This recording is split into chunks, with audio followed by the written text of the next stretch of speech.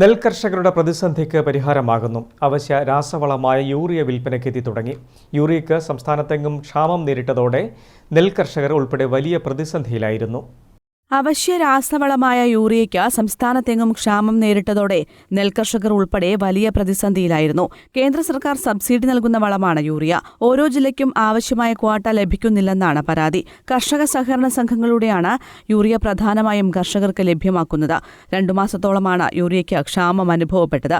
എന്നാൽ പ്രതിസന്ധി പരിഹരിച്ച് യൂറിയ വിതരണത്തിനെത്തി തുടങ്ങി. അതുകൊണ്ട് തന്നെ ഈ നേർവളങ്ങൾ ഇടാൻ വേണ്ടി ആഗ്രഹിക്കുന്ന കൃഷിക്കാരെ സംബന്ധിച്ച് യൂറിയ കിട്ടാത്തത് ഒരു വല്ലാത്തൊരു ബുദ്ധിമുട്ട് ഈ പ്രാവശ്യം ഉണ്ടാക്കിയിട്ടുണ്ട്. മഴ നിൽക്കുന്നതിന് മുമ്പേ റബ്ബറിനൊക്കെ ഇടുന്ന കൃഷിക്കാർ അത് കിട്ടാതെ വന്നു. അത് ആ സമയത്തൊന്നും യൂറിയ ഉണ്ടായിരുന്നില്ല.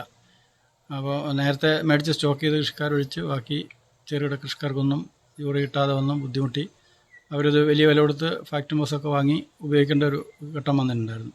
കാസർഗോഡ്, കണ്ണൂർ ജില്ലകളിലെ അംഗീകൃത വളം ഡിപ്പോകളിൽ പോലും യൂറിയ കിട്ടാനില്ലാത്തത് കർഷകർക്ക് വലിയ പ്രതിസന്ധി സൃഷ്ടിച്ചിരുന്നു.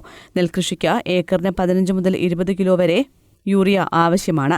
വിതച്ച് 20 ദിവസത്തിനുള്ളിൽ ആദ്യഘട്ടം വളപ്രയോഗം നടത്താനുണ്ട്. ഇത് നിർബന്ധമല്ലെങ്കിലും ഞാറു പറിച്ചു നട്ട് 10 ദിവസം കഴിഞ്ഞ് പുതുനാമ്പ് വരുന്ന ഘട്ടത്തിൽ യൂറിയയും പൊട്ടാഷും നിർബന്ധമായും നൽകണം. 70 ദിവസം കഴിഞ്ഞ് 3ാം ഘട്ടത്തിലും വളപ്രയോഗം ആവശ്യമാണ്. 45 കിലോയ്ക്ക് 330 രൂപയാണ് വില. യൂറിയ വളം വിൽപ്പനയ്ക്കെത്തിയതോടെ ആശ്വാസത്തിലാണ് നെൽകർഷകർ. News bureau, Peravoor.